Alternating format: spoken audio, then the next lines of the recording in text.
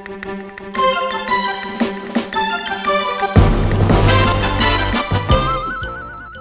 ិថិជនដែលរងគ្រោះពីការទិញផ្ទះល្វែងរបស់អ្នកអង្គការលេងនវត្រាចេញតវ៉ាជាថ្មីទាហានខ្មែរអះអាងថាកងទ័ពថៃបន្តឈ្លានពានចូលទឹកដីខ្មែរតាមតំបន់ព្រំដែនក្នុងកំឡុងពេលផ្អាកសង្គ្រាមតុលាការសហរដ្ឋអាមេរិកបានកាត់ទោសក្រិតជនចិនម្នាក់ឲ្យជាប់គុកជិត4ឆ្នាំករណីឆបោកតាមអនឡាញមានមូលដ្ឋាននៅកម្ពុជាបាទបទសម្ភាសន៍នៅរាត្រីនេះគឺយើងនឹងមានបទសម្ភាសន៍មួយជាមួយនឹងមេដឹកនាំសហជីពប្រចាំក្រុមហ៊ុន Nagavel គឺកញ្ញាឈឹមស៊ីធពាក់ព័ន្ធទៅនឹងថាហេតុអ្វីបានជារដ្ឋាភិបាលមិនដោះស្រាយបញ្ហាអយុត្តិធម៌សង្គមដែលកំពុងកើនឡើងរួមនឹងព័ត៌មានសំខាន់មួយចំនួនទៀតបាទជាបន្តទៅនេះខ្ញុំបាទថាថៃសូមជូនព័ត៌មានពិស្ដារដូចតទៅបាទយោធាខ្មែរនៅតំបន់ជួរមុខអះអាងថាយោធាថៃនៅតែបន្តឈ្លានពានចូលក្នុងដែនអធិបតេយ្យភាពរបស់កម្ពុជានៅក្នុងតំបន់ព្រំដែនមួយចំនួនក្នុងពេលដែលអនុវត្តបទឈប់បាញ់តែកម្មភាពឈ្លានពានទាំងនោះគឺយោធាថៃបានព្យាយាមរាយបន្លាលួសចូលកាន់តែជ្រៅក្នុងទឹកដីខ្មែរពលគឺហ៊ូសទីតាំងឈរជើងរបស់ពួកគេកន្លងមកថែមទៀតនឹងការបន្តសម្រុកសាងសង់សំណង់រឹងផ្សេងៗដើម្បីបំបត្តិភស្តុតាងដែលបញ្ជាក់ថាជាទឹកដីរបស់ខ្មែរព្រមទាំងការដើរល្បាតចូលក្នុងតំបន់យោធាខ្មែរអ្នកខ្លមើលថាសកម្មភាពរបស់យោធាថៃហាក់មានចេតនាបង្កហេតុដើម្បីចោទប្រកាន់មកលើកម្ពុជាបាទលោកនាងនឹងបានស្ដាប់សេចក្តីរាយការណ៍នេះពិស្ដារនៅពេលបន្តិចទៀត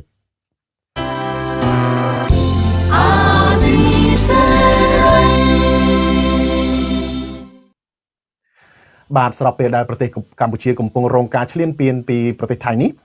នៅឯក្នុងប្រទេសកម្ពុជានេះវិញគឺមានបញ្ហាអយុត្តិធម៌សង្គមជាច្រើនកំពុងរីករាលដាលផ្ទុះឡើង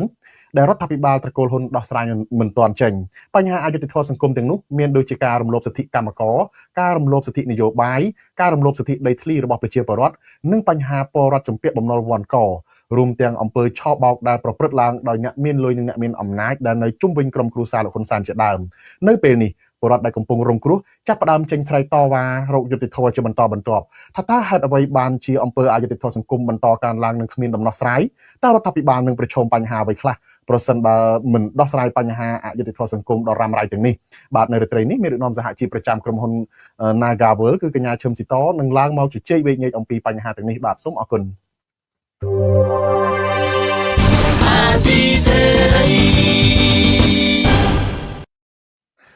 បាទឥឡូវនេះយើងងាកមកចាប់អារម្មណ៍ពាក់ព័ន្ធទៅនឹងវិវាទដីធ្លីនៅឯខេត្តក្រចេះពលរដ្ឋដែលមានទំនាស់ដីធ្លីជាមួយនឹងក្រុមហ៊ុនវៀតណាមនៅខេត្តក្រចេះអះអាងថាក្រុមហ៊ុនវៀតណាមបានគំរាមកំហែងដោយបញ្ជាឲ្យអាជ្ញាធរខ្មែរចាប់តំណាងរបស់ពួកគាត់ចំនួន5នាក់ទៀតដាក់ពន្ធនាគារដោយសារតែតំណាងទាំងនោះតែងតែដឹកនាំប្រជាពលរដ្ឋចេញតវ៉ាពាក់ព័ន្ធនឹងបញ្ហាដីធ្លីមន្ត្រីសង្គមស៊ីវិលចាត់ទុកថាការគំរាមនេះគឺជាការរំលោភសិទ្ធិពលរដ្ឋនិងជារឿងខុសច្បាប់បាទសូមស្ដាប់សេចក្តីរាយការណ៍របស់លោកហេងស្រស់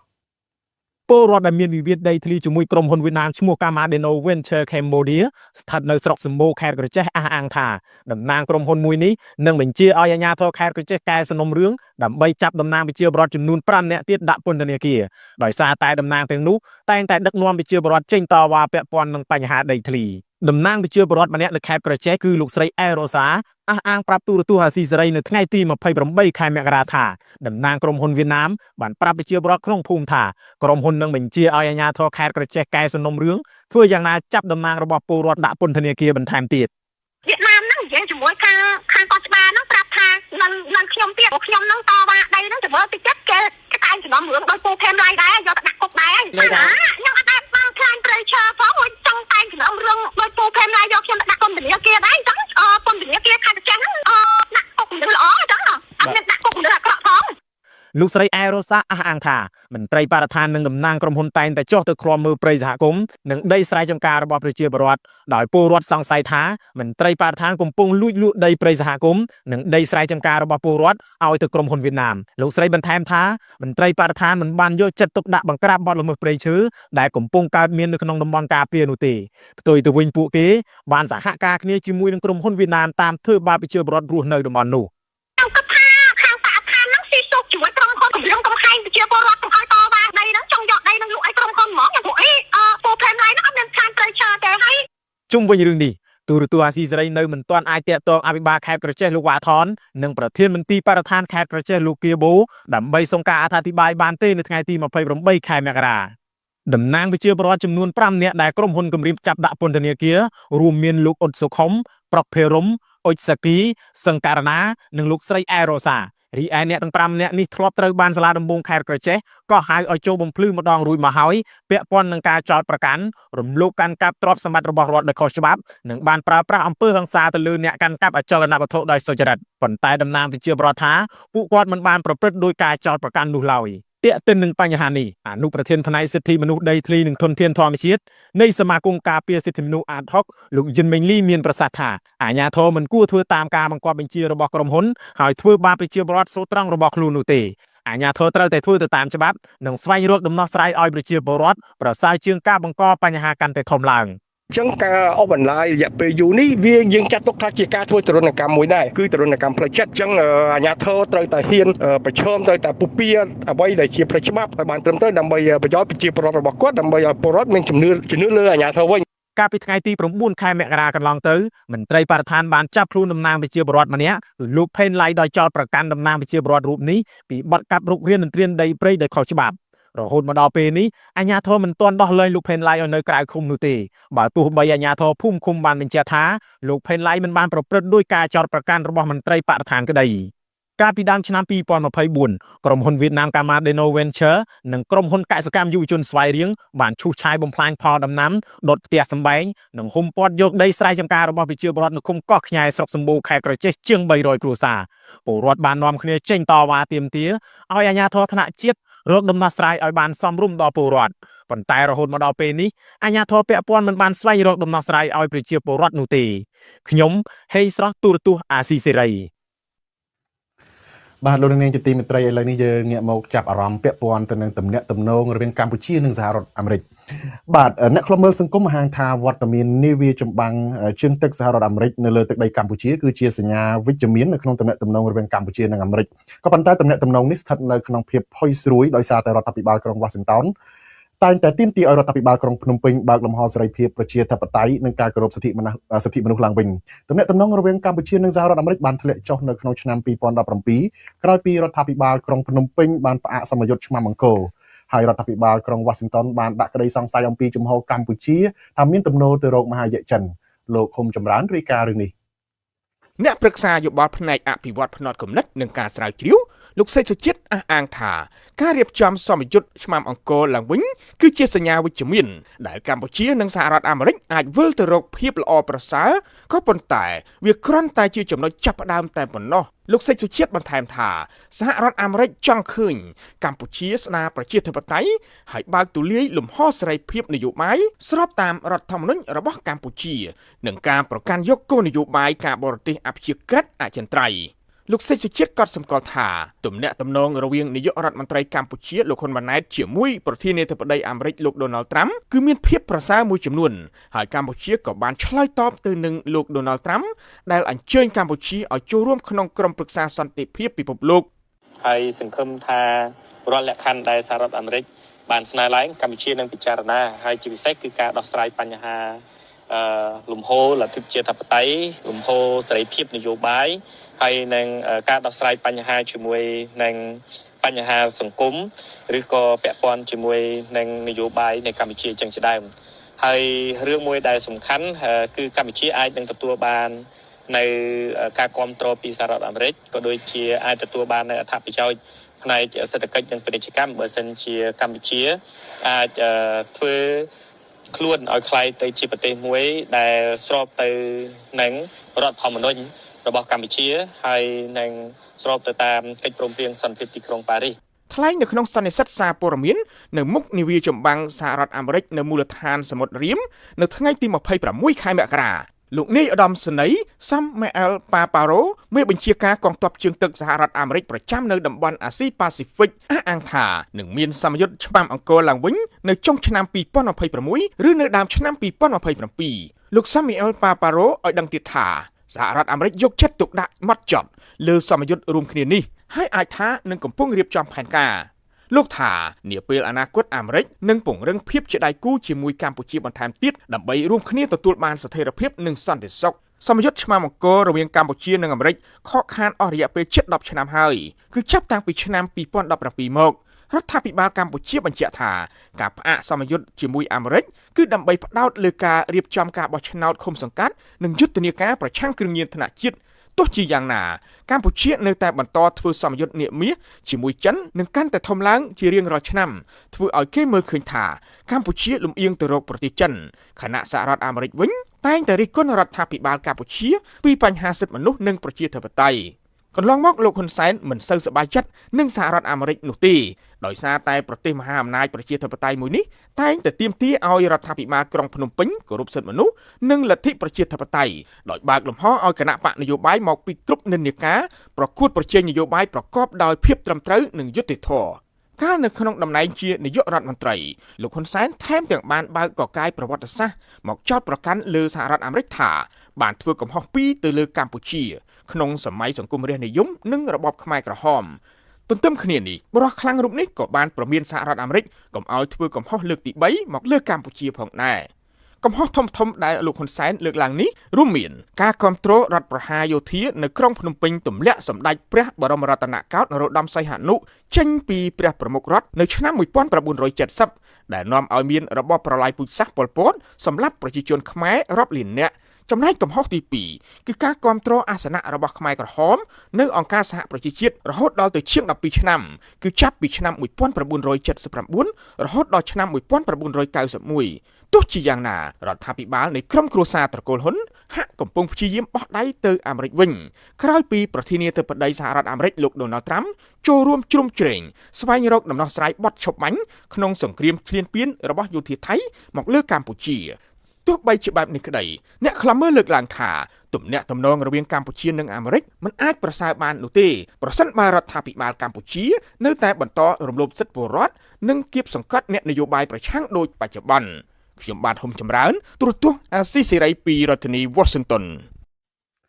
បាទលោកនាងជាទីមេត្រីយើងចេញពីទំនាក់ទំនងកម្ពុជានិងសហរដ្ឋអាមេរិកឥឡូវនេះយើងមកមើលទំនាក់ទំនងរវាងកម្ពុជានិងវៀតណាមវិញម្ដងបាទមន្ត្រីបកប្រឆាំងនិងអ្នកខ្លំមើលលើកឡើងថាប្រសិនបើមេដឹកនាំកម្ពុជាមេដឹកនាំកម្ពុជាគូពិចារណាឡើងវិញអំពីទំនាក់ទំនងរវាងកម្ពុជាជាមួយនឹងវៀតណាមដោយថាប្រទេសកម្ពុជានឹងបាត់បង់ទឹកដីបន្ថែមទៀតបើនៅតែបន្តពឹងផ្អែកវៀតណាមឲ្យជួយក៏ប៉ុន្តែមិនងាកមកផ្សះផ្សាបង្រួបបង្រួមជាតិនិងធ្វើទំនើបកម្មវិស័យការពារជាតិដោយខ្លួនឯងការលើកឡើងនេះបន្ទាប់ពីអគ្គលេខាធិការនៃគណៈកម្មាធិការមជ្ឈិមបកកុម្មុយនីសវៀតណាមលោកតូលឹមបានហៅដំណើរទស្សនកិច្ចរបស់អនុប្រធានគណៈបកប្រជាជនកម្ពុជាអ្នកស្រីម៉ែនសំអនទៅវៀតណាមថ្មីៗនេះថាជាការបង្ហាញយ៉ាងច្បាស់នៅមិត្តភាពប្រពៃណីនៃសាមគ្គីភាពរវាងគណៈបកកណ្ដាលអំណាចទាំងពីរបាទសូមស្ដាប់សេចក្តីរាយការណ៍របស់លោកប្រាជេវបកប្រឆាំងនឹងអ្នកខ្លំមើលអះអាងថាវៀតណាមគិតតែពីផលប្រយោជន៍របស់ខ្លួនប៉ុណ្ណោះដោយពួកគេក៏សម្គាល់ថាពេលថៃឈ្លានពានលើទឹកដីកម្ពុជាវៀតណាមមិនបានចេញលិខិតថ្កោលទោសថៃឡើយហើយវៀតណាមថែមទាំងបង្កើនកិច្ចសហប្រតិបត្តិការយោធាជាមួយថៃបន្លាចកម្ពុជាថែមទៀតប្រមុខស្ថាប័នអធិបតេយ្យភាពព្រំដែននិងអន្តោប្រវេសន៍នៃរដ្ឋាភិបាលកម្ពុជា23តុលាលោកអ៊ុំសំអានលើកឡើងថាទំនាក់ទំនងល្អរវាងគណៈបកប្រជាជនកម្ពុជានិងគណៈបកកុម្មុយនីសវៀតណាមគឺជាយុទ្ធសាស្ត្រហត់ទឹកសម្លង្ការបស់វៀតណាមប៉ុណ្ណោះលោកថាពេលវៀតណាមប្រើប្រាស់កងទ័ពឈ្លានពានទឹកដីកម្ពុជាឆ្នាំ1979ហើយឃោសនាថាជួយកម្ពុជានោះវៀតណាមបានលើកបន្ទប់លោកហ៊ុនសែនឲ្យដឹកនាំកម្ពុជាហើយប្រើដៃលោកហ៊ុនសែនឲ្យចុះសន្ធិសញ្ញានិងកិច្ចព្រមព្រៀងខុសច្បាប់ជាច្រើនកាលពីដើមទសវត្សរ៍80រួមទាំងសន្ធិសញ្ញាបំពេញបន្ថែមឆ្នាំ2005ដែលកាត់ទឹកដីកម្ពុជាឲ្យវៀតណាមទាំងដីគោកដែនសមុទ្រនិងកោះត្រល់ជាដើមលោកអ៊ុំសំអានប្រាប់ទូរទស្សន៍អាស៊ីសេរីថ្ងៃទី28ខែមករាថាប្រសិនបើវៀតណាមធ្វើជាល្បិចជួយកម្ពុជាម្ដងទៀតនោះប្រកាសណាស់ថាកម្ពុជាអាចនឹងបាត់បង់ទឹកដីបន្ថែមនៅពេលបោះបង្គោលព្រំដែននៅសេសសល់ 16% លោកបន្តថាវៀតណាមនៅតែចិញ្ចឹមមហិច្ឆតាយកទឹកដីប្រទេសកម្ពុជាដោយយកទឹកដីកម្ពុជាក្រោមដែរខណៈវៀតណាមតែងតែបង្ហូរជនជាតិរបស់ខ្លួនកាន់តែច្រើនចូលរស់នៅលើទឹកដីកម្ពុជាហើយរដ្ឋាភិបាលត្រកូលហ៊ុនផ្ដល់ភាពស្របច្បាប់ដល់ជនអន្តោប្រវេសន៍វៀតណាមខុសច្បាប់ទាំងនោះងាយៗបើទោះជាក្នុងកលៈទេសៈដែលថៃកំពុងតែឈ្លានពានកម្ពុជាក៏ដោយ ខ្ញុំយល់ថាយល់ល្អមិនពឹងវៀតណាមល្អជាងធ្វើមិនពង្រឹងសមត្ថភាពខ្លួនឯងហើយធ្វើមិនពង្រឹងការឯកភាពជាតិទៅដោះលែងលោកកឹមសុខាអ្នកទស្សនយោបាយទៅរួមខ្មែរទៅលោកបំបត្តិអំពើប្រលួយទៅយើងអាចពង្រឹងវិស័យយោធាយើងទៅយើងអាចការពារជាតិយើងបានទប់ទល់ជាមួយថៃបានហើយអានេះវាជាងពឹងវៀតណាមដែលតែងតែហត់ទឹកសម្លឹងការវាអាចនឹងធ្វើប៉ះពាល់ទៅដល់បូរណភាពទឹកដីយើងអាចកាត់ទឹកដីយើងបន្ថែមទៀតហ្នឹងទៅឲ្យវៀតណាមដើម្បីសងគុណវៀតណាមហើយវៀតណាមគេនឹងស្នើឲ្យសូមផ្ដល់សិទ្ធិជាតិបានស្នាក់នៅចិនតែទៅដល់ជនជាតិវៀតណាមនៅកម្ពុជាដែលជាមហន្តរាយទៅដល់បូរណភាពទឹកដីយើងដោយការបាត់បង់ទឹកដីកម្ពុជាក្រោមការលើកឡើងនេះធ្វើឡើងបន្ទាប់ពីអនុប្រធានគណៈបកប្រជាជនកម្ពុជាអ្នកស្រីម៉ែនសំអនតំណាងឲ្យលោកហ៊ុនសែនកាលពីថ្ងៃទី26ខែមករា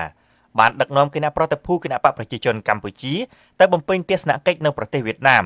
ដើម្បីអបអរសាទរលោកទូលឹមដែលត្រូវបានតែងតាំងបន្តតំណែងកំពូលជាអគ្គលេខាធិការនៃគណៈកម្មាធិការមជ្ឈិមគណៈបកកុម្មុយនីសវៀតណាមក្នុងនីតិកាលទី14អ្នកស្រីម៉ែនសំអនសរសេរនៅលើ Facebook ថ្ងៃទី26ខែមករាថា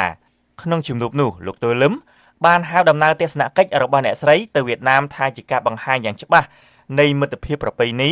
សាមគ្គីជិតស្និទ្ធរវាងគណៈបកកណ្ដាលអំណាចទាំងពីរនិងប្រទេសទាំងពីរជុំវិញរឿងនេះអ្នកជំនាញផ្នែកភូមិសាស្ត្រនយោបាយលោកសេងវ៉ាន់លីប្រាប់ទូរទស្សន៍អាស៊ីសេរីថ្ងៃទី28ខែមករាថាដំណើរទស្សនកិច្ចរបស់អ្នកស្រីម៉ែនសំអននិងអិសរាជជនគណៈបកប្រជាជនកម្ពុជាទៅវៀតណាមគឺជាប្រពៃណីសម្ដែងការអបអរសាទរផងនិងបង្ហាញភក្ដីភាពផងចំពោះមុខមេដឹកនាំវៀតណាមដែលជ្រុំជ្រែងឲ្យគណៈបកប្រជាជនកម្ពុជាដឹកនាំប្រទេសកម្ពុជាទោះយ៉ាងណាលោកថារដ្ឋាភិបាលក្រុងភ្នំពេញ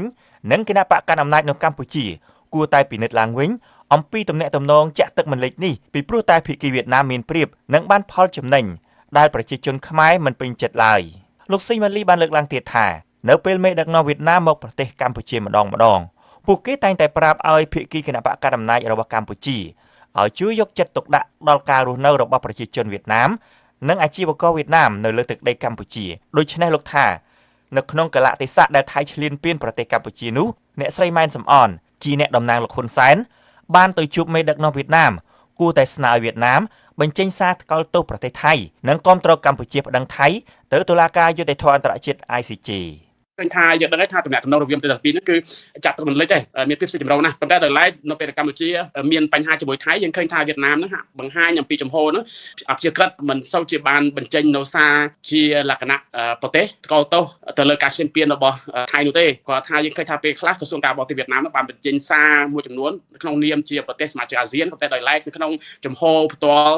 ជាប្រទេសដែលមានតំណែងក្នុងចិត្តជាមួយកម្ពុជាហ្នឹងមិនទាន់បានបង្ហាញអំពីស្ដីថ្លែងការណ៍ណាមួយដែលបង្ហាញសារគាំទ្រដល់រដ្ឋាភិបាលដែលដឹកនាំគណៈបកប្រជាជនក៏ដូចជាកោតទោសចំពោះទង្វើឈ្លានពានរបស់ថៃទៅលើដែនអធិបតេយ្យរបស់កម្ពុជាឡើយទេអ្នកខ្លមើលបានលើកឡើងថាប្រពៃណីនៃទំនាក់ទំនងគណៈបកប្រជាជនកម្ពុជានិងគណៈបកកុម្មុយនីសវៀតណាមជាប្រពៃណីដែលខ្មែរឈឺចាប់និងបាត់បង់ទឹកដីពួកគេប្រមានថាកាលណាគណៈបកប្រជាជនកម្ពុជានៅតែបន្តកាន់អំណាចនៅកម្ពុជាលទ្ធផលនៃទំនាក់ទំនងជាប្រពៃណីនឹងធ្វើឲ្យប្រទេសកម្ពុជាកាន់តែធ្លាក់ខ្សោយដុនដាបដែលធ្វើឲ្យប្រជាជនខ្មែរមានកង្វល់រាល់ថ្ងៃអំពីគ្រោះមហន្តរាយបាត់បង់ទឹកដីប្រទេសកម្ពុជានៅក្រោមមហិច្ឆតាចែកដីគ្នារវាងវៀតណាមនិងថៃខ្ញុំប្រៃជើទូរទស្សន៍អាស៊ីសេរីពីរដ្ឋធានី Washington បាទលោកនាងជាទីមេត្រីស្របពេលដែលប្រទេសកម្ពុជាកំពុងរងការឈ្លានពានពីប្រទេសថៃនោះនៅឯផ្ទៃក្នុងប្រទេសកម្ពុជាឯនេះវិញគឺមានបញ្ហាអយុត្តិធម៌សង្គមជាច្រើនកំពុងរីករាលដាលផ្ទុះឡើងដែលរដ្ឋាភិបាលត្រកូលហ៊ុនដោះស្រាយនៅមិនទាន់ចេញបញ្ហាអយុត្តិធម៌សង្គមទាំងនោះមានដូចជាការរំលោភសិទ្ធិកម្មករការរំលោភសិទ្ធិនយោបាយការរំលោភសិទ្ធិដីធ្លីបញ្ហាបរិយាកាសបំណុលវ័នកនិងអំពើឆោបបោកដែលប្រព្រឹត្តឡើងដោយអ្នកមានលុយមានអំណាចដែលនៅជុំវិញក្រុមគ្រួសារលោកហ៊ុនសែនជាដើមបាទនៅពេលនេះពលរដ្ឋដែលកំពុងរងគ្រោះបានចាប់ផ្ដើមចេញស្រ័យតវ៉ារកយុត្តិធម៌ជាបន្តបន្ទាប់តើហេតុអ្វីបានជាអំពើអយុត្តិធម៌សង្គមបន្តកើនឡើងនិងគ្មានដំណោះស្រាយតែរដ្ឋាភិបាលប្រឈមនឹងបញ្ហាអ្វីប្រសិនបើមិនដោះស្រាយបញ្ចប់បញ្ហាអយុត្តិធម៌សង្គមដ៏រ៉ាំរ៉ៃទាំងនេះបាទនៅរាត្រីនេះនៅពេលបន្តិចទៀតនេះខ្ញុំនឹងមានបទសម្ភាសន៍មួយជាមួយនឹងមេដឹកនាំសហជីព Nagawal គឺកញ្ញាឈឹមស៊ីតជុំវិញរឿងនេះបាទសូមអរគុណ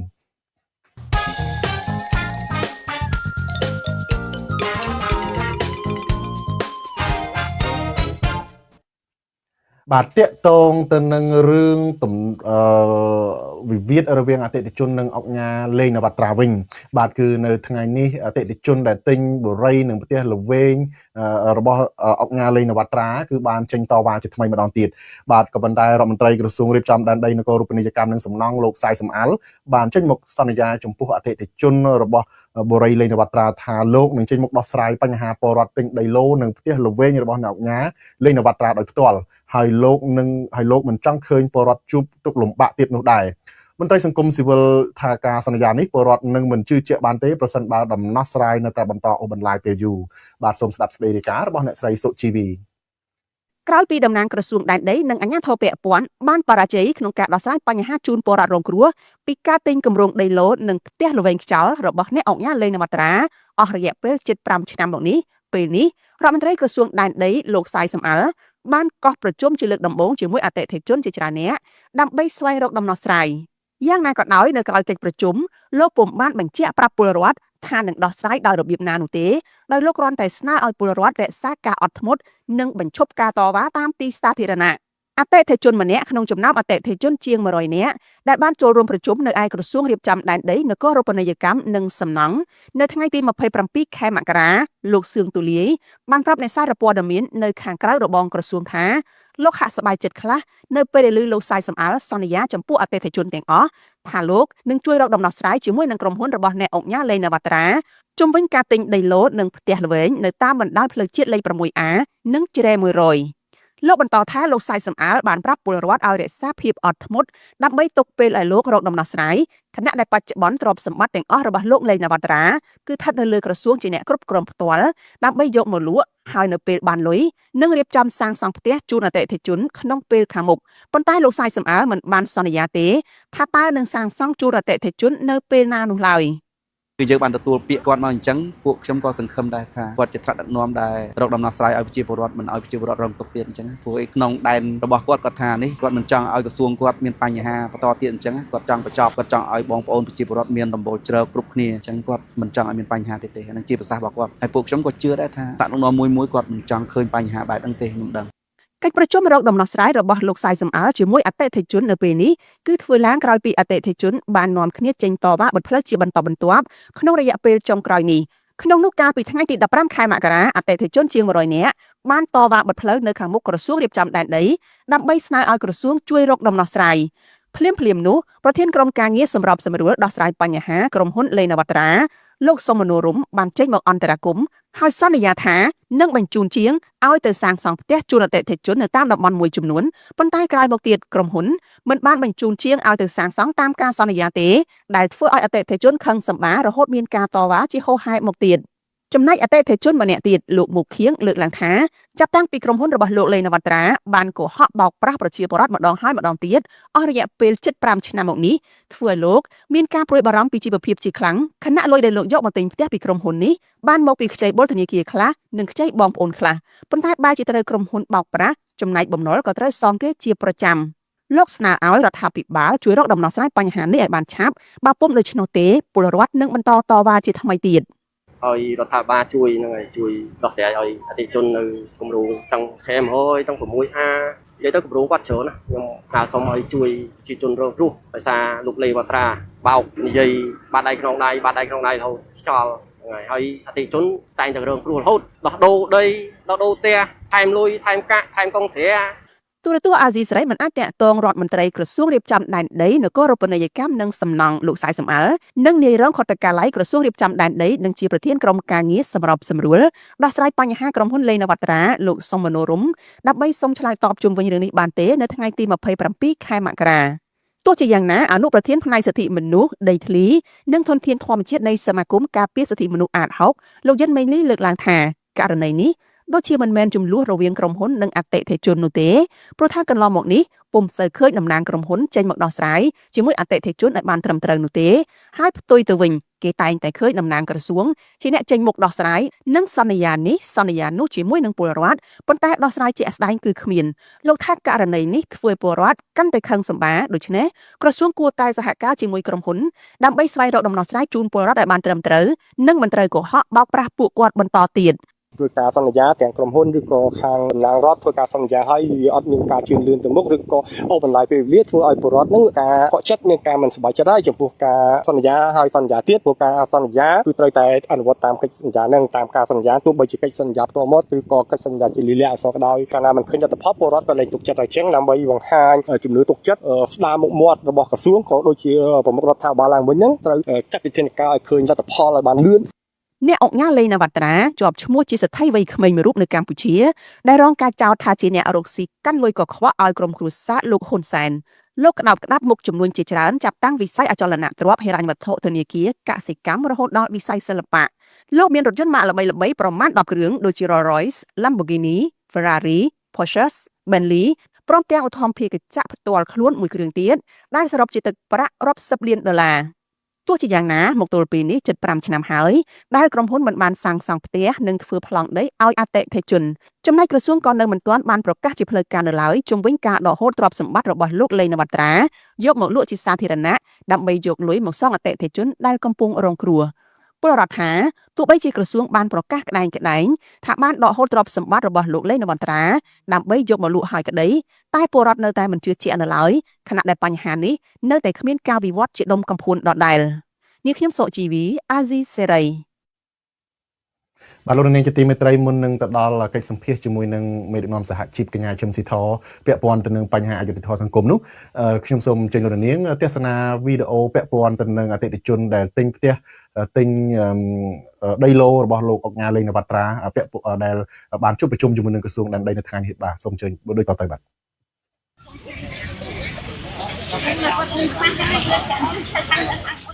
ខាងខ្សែសំអាងគាត់ថាគាត់នឹងចេញមុខដោះស្រាយគាត់នឹងចូលជំនួសអង្គការលេងនវត្រាហើយគាត់ថានឹងឡើងឡងគ្រាប់សម្បត្តិអចលនទ្រព្យរបស់លេងនវត្រាយកមកសាងសង់ឲ្យរួចរាល់នៅក្នុងប្លុក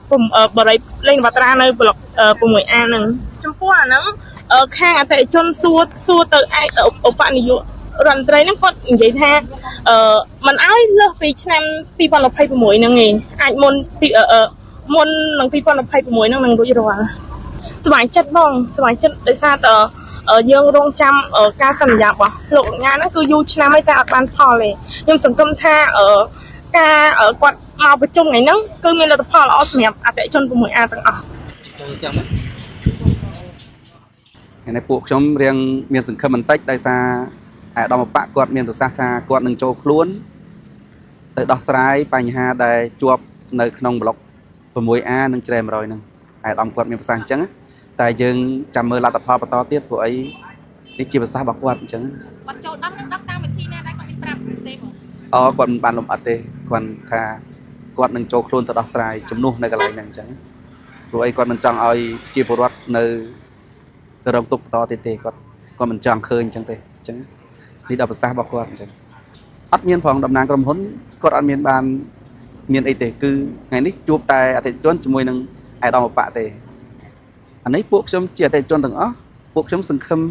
ជឿជាក់លើអាដាមបកឲ្យព្រោះអីគាត់បានសន្យាគាត់បានបកស្រាយមកថាគាត់នឹងចូលខ្លួនទៅដោះស្រាយនៅប្លុកហ្នឹងអញ្ចឹងពួកយើងជាអតិថិជនរងគ្រោះយើងសង្ឃឹមជឿជាក់លើអាដាមក្រសួងហើយព្រោះអីគាត់ជាថ្នាក់ដឹកនាំកម្ពុជាមួយដែរអញ្ចឹងពួកខ្ញុំសង្ឃឹមពួកខ្ញុំជឿជាក់ហ្នឹងហើយសារហ្នឹងដូចជាមានទឹកមាត់លេបពីព្រោះអាយដាមឧបគាត់ធានាចូលខ្លួនមកតតែម្ដងអញ្ចឹងណាហ្នឹងហើយតិចជនយើងផ្ទះដៃសាស្ទើដែរដោយសារគាត់ដូចប្រហោបដែរមិនអោយនេះពី2026អញ្ចឹងគាត់ប្រហោបតិចអញ្ចឹងណាដូចវាថាមិននិយាយឲ្យវានេះអញ្ចឹងណាគាត់ប្រហោបតិចទេគាត់នឹងជួយហ្នឹងហើយចូលខ្លួនពីមុនឲ្យគាត់ឲ្យក្រុមការងារគាត់ចូលខ្លួនដោះស្រាយឥឡូវគាត់ផ្ទាល់គាត់និយាយគាត់ផ្ទាល់ដើម្បីឲ្យប្រជាជនគាត់ស្ងប់ចិត្តចាប់អារម្មណ៍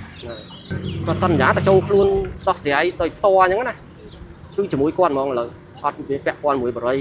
ហើយលុយដែលលក់បានអីបានទ្រព្យសម្បត្តិទ្រព្យអីគាត់គឺកាន់ផ្ទាល់ត្រូវសាងសង់គាត់អ្នកចូលទៅលុបដៃទៅហ្មងផ្ទាល់ហ្មងពីព្រោះបរិយវាគាត់សន្យាខ្សលថ្ងៃនេះដោយការធ្វើបាតកម្មច្រើនដងវាសិតតែសន្យាអត់បានពួកខ្ញុំចេះតែនោះនេះធ្វើរហូត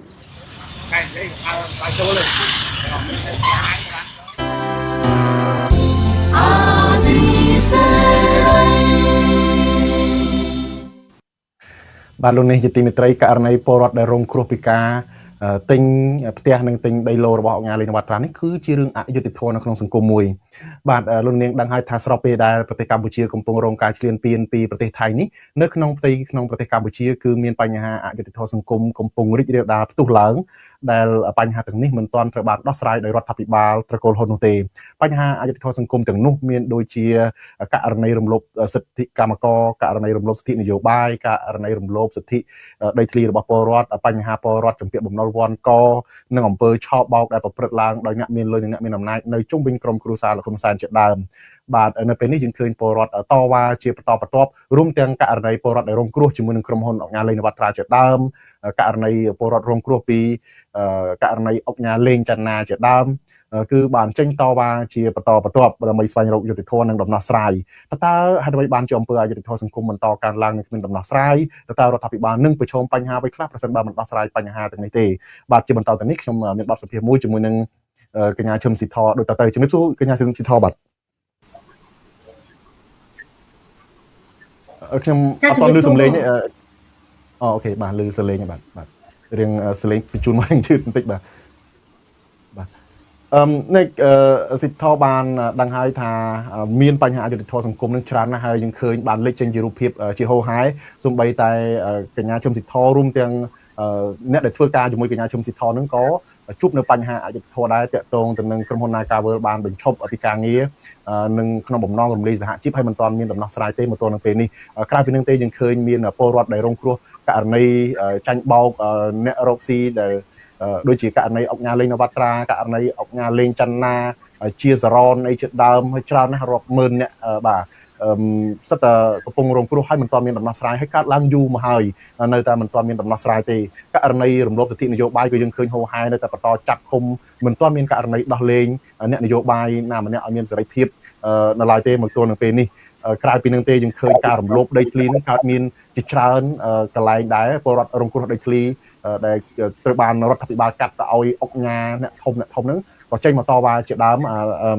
ជាហូរហែដែរបាទយើងឃើញរឿងរ៉ាវទាំងនេះកើតឡើងជាបន្តបន្ទាប់ប៉ុន្តែមុននឹងដល់រឿងរ៉ាវអយុត្តិធម៌ផ្សេងទៀតខ្ញុំចង់ដឹងអំពីវិវាទនៅក្នុងក្រុមហ៊ុន Nagavel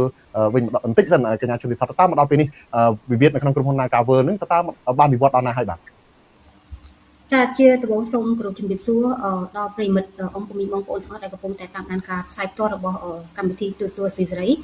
នេះខ្ញុំឈ្មោះស៊ីធជាប្រធានសហជីពប្រចាំនៅក្រុមហ៊ុន Nagavel ពាក់ព័ន្ធជាមួយនឹងវិវាទនៅក្រុមហ៊ុន Nagavel នេះម្ដងមកនេះគឺមានរយៈពេល4ឆ្នាំហើយគឺយើងអត់ទាន់បានទទួលដំណោះស្រាយទេកន្លែងហ្នឹងក៏នេះខ្ញុំចង់បញ្ជាក់ទៅសាធារណជនដែរថាដំណោះស្រាយដែលពួកយើងចង់បានគឺការត្រឡប់ទៅធ្វើការវិញមិនមែនការទូទាត់សំណងដូចអ្វីដែលជាពិសេសក្រសួងការងារតែងតែលើកឡើងថាគេដោះស្រាយឲ្យហើយនៅកំណំទទួលយកដំណោះស្រាយអញ្ចឹងដំណោះស្រាយដែលយើងចង់បានគឺការត្រឡប់ទៅធ្វើការវិញមិនមែនការទូទាត់ត្រឹមតែសំណងហើយបញ្ចប់ការទៀមទានឹងទេពីព្រោះថាសម្រាប់សិទ្ធិសេរីភាពសហជីពគឺយើងមិនអាចដោះស្រាយដោយការទូទាត់សំណងទេហើយបើនិយាយពីថាតើម្ដងមកនេះជាពិសេសតំណាងក្រសួងហ្នឹងគាត់មានវិធានការបែបណាចំពោះវិវាទការងារមួយនេះគឺយើងមើលឃើញថាគឺគាត់ព្យាយាមបំភ្លេចចោលរឿងករណីវិវាទនៅក្រុមហ៊ុន Nagavel តែម្ដងបានន័យថាតាំងពីនាងខ្ញុំត្រូវបានចាប់ដាក់ពន្ធនាគារជាលើកទី2នៅខែវិច្ឆិកាឆ្នាំ2022ហើយតុលាការបានកាត់ទោសនាងខ្ញុំពីបទញុះញង់បង្កភាពកកដល់សន្តិសុខសង្គមដាក់ពន្ធនាគារ2ឆ្នាំហ្នឹងគឺលែងមានការសម្របសម្រួលការហៅប្រជុំចរចាអីរវាងកម្មករជាមួយសហជីពទៀតហើយអញ្ចឹងវាហាក់ដូចជារឿងហ្នឹងគឺត្រូវបានទុកចោលតែម្ដងមកនេះចា៎បាទរឿងករណី Nagavel នេះគឺឆ្លុះបញ្ចាំងឲ្យឃើញនៅភាពអយុត្តិធម៌ខ្លាំងមែនទែនយើងឃើញកន្លងមកសិទ្ធិស្ត្រីដែលបានចេញតវ៉ាត្រូវបានរងការធ្វើបាបហើយស៊ីថក៏ជាប់ពន្ធនាគារម្ដងជា2ដងតាក់ទងទៅនឹងការព្យាយាមការពារសហជីពការពារសិទ្ធិរបស់ខ្លួននឹងចង់មានការដោះស្រាយដោយសន្តិវិធីយើងឃើញតាមពិតករណីវិវាទ Nagavel នេះគឺខ្ញុំបានតាមដានរឿងនេះដែរឃើញក្រុមហ៊ុនលើកហេតុផលថាក្រុមហ៊ុនខ្សែធនក្រោយពេលមានវិបត្តិ COVID ក៏ប៉ុន្តែយើងឃើញថាក្រុមហ៊ុននៅតែបន្តរឹសបុគ្គលិកចូលធ្វើការជាបន្តបន្ទាប់ហើយទន្ទឹមនឹងហ្នឹងគឺក្រុមហ៊ុនបានប្រកាសអំពីប្រាក់ចំណេញរបស់ខ្លួនដែលគេអាចចូលទៅមើលបានគ្រប់គ្នាហើយរដ្ឋាភិបាលអាចចូលទៅមើលបានក៏ប៉ុន្តែរដ្ឋាភិបាលបែរជាមិនដឹងហើយយើងឃើញមន្ត្រីអាជ្ញាធរពីលើដល់ក្រោមរួមទាំងគ្រូសាទាំងលោកហ៊ុនម៉ាណែតទាំងលោកហ៊ុនសែនបានចេញមុខការពារ ក្រុមហ៊ុន Nagavel ទៅវិញហើយថែមទាំងចោទប្រកាន់មកលើក្រុមគឧតកោ Nagavel ហ្នឹងថាស៊ីឈ្នួលធ្វើបាតកម្មទៅវិញក៏ប៉ុន្តែយើងឃើញហើយសិតតែជាស្ត្រីបែរជាទៅស៊ីឈ្នួលបាតកម្មឯណាទៅកើតនៅពេលដែលខ្លួនឯងត្រូវបានគេវាយដំគេចាប់ដាក់គុកគេធ្វើបាបរហូតដល់អ្នកខ្លះហ្នឹងត្រូវបានអាជ្ញាធរវាយដំរហូតដល់រលូតកូនពីផ្ទៃទៀតផងកូនជាទីស្រឡាញ់ដូច្នេះហើយយើងបែរជាមកចោទថាពួកគាត់ជាអ្នកដែលស៊ីឈ្នួលធ្វើបាតកម្មទៅវិញវាជារឿងមួយដែលអយុត្តិធម៌ផ្ទួនទៅលើក្រុមគឧតកោ Nagavel បាទកញ្ញាសមិទ្ធតើយល់យ៉ាងម៉េចដែរចំពោះបញ្ហាអយុត្តិធម៌សង្គមនៅក្នុងប្រទេសកម្ពុជាមកទល់នឹងពេលនេះតើសិទ្ធិមើលឃើញថាវាមានទំហំធំគួរឲ្យព្រួយបារម្ភយ៉ាងម៉េចដែរក្រៅតែពីរឿងវិវាទ Nagavel មានករណីផ្សេងទៀតដូចរឿងលេងនវត្រារឿងអីនេះតើយ៉ាងម៉េចដែរបាទចាមែនតើទៅបើសិនជាយើងនិយាយដល់ពាក្យថាយុត្តិធម៌សង្គមនេះគឺទោះបីជាអ្នកនោះគាត់មានដើមកំណើតប្រវត្តិគ្រួសារជាជនជាតិអីក៏ដោយគឺពួកគាត់ត្រូវការសំខាន់ពុតគឺយុត្តិធម៌ហើយនៅក្នុងគោលការណ៍របស់អង្គការសហជីវជាតិនៅក្នុងសេចក្តីប្រកាសរបស់កតិកាស្តីពីសិទ្ធិមនុស្សកតិកាសញ្ញាស្តីពីសិទ្ធិមនុស្សរបស់អង្គការសហជីវជាតិក៏បានចែងដែរថាការគោរពសិទ្ធិមនុស្សគឺសំខាន់ណាស់ដែលជាគោលការណ៍មួយសំខាន់នៅក្នុងការធានាអំពីយុត្តិធម៌សង្គមអញ្ចឹងយើងឃើញថាមូលហេតុដែលធ្វើឲ្យបញ្ហានៅក្នុងសង្គមយើងមានរឿងអយុត្តិធម៌ជាច្រើនហ្នឹងគឺវាផ្ដើមចេញមកពីការមិនគោរពសិទ្ធិមនុស្សនឹងឯងអញ្ចឹងដោយបងបានរៀបរាប់មុននឹងអញ្ចឹងយើងឃើញមានការមិនគោរពសិទ្ធិកម្មករការមិនគោរពសិទ្ធិនយោបាយការមិនគោរពសិទ្ធិសេដ្ឋកិច្ចរបស់ពលរដ្ឋបានន័យថាពេលដែលមានការអភិវឌ្ឍពលរដ្ឋមិនទទួលបានផលចំណេញពីផលសេដ្ឋកិច្ចនឹងស្មើៗទេប៉ុន្តែពួកគាត់ត្រូវបានគេផាត់គាត់ចោលត្រូវបានគេកេងប្រវ័ញ្ចពីលើអ្វីដែលគាត់គួរតែទទួលបានទៅលើសិទ្ធិសេដ្ឋកិច្ចទៅអញ្ចឹងហើយបានជានៅពេលដែលមានការឡើងថ្លៃឬក៏ការកើនឡើងនៃតម្លៃអចលនទ្រព្យគឺតែមានការដេញពលរដ្ឋទៅតំបន់ដែលរស់នៅកន្លែងហ្នឹងចេញហ្នឹងគឺយើងឃើញជាក់ស្ដែងជាច្រើនកន្លែងហើយនៅពេលដែ